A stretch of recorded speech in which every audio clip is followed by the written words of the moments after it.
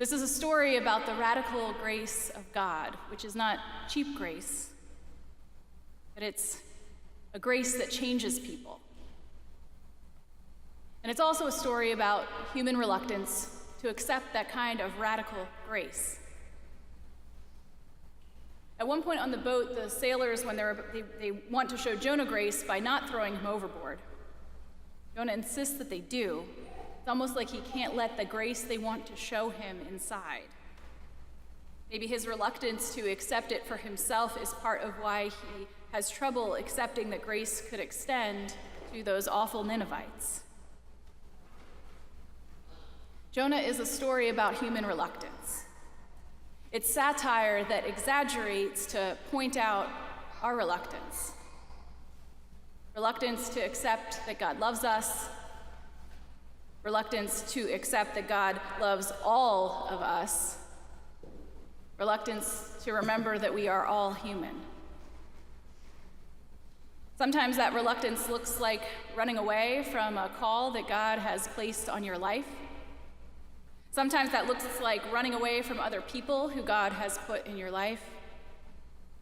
Sometimes that looks like not wanting to share good things with people whose perspectives are vastly different from yours. Sometimes that looks like like you'd rather jump in the ocean than face tension or conflict or change. Or thinking of an example of something that you're reluctant to do, even if you sense that God is calling you toward it. But here's some good news. Good news that is further brought home through Jesus' life and ministry. And that good news is that of God's radical grace and human reluctance, the bigger of the two is grace. Grace is the bottom line. Grace is the last word. God's radical grace is the message of the cross. It's grace that changes and transforms us. It's grace that doesn't let us stay reluctant. That grace is the bottom line.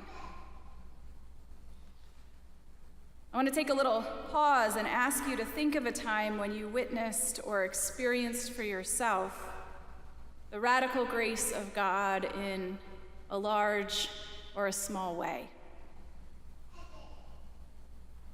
Where has grace come into play for you?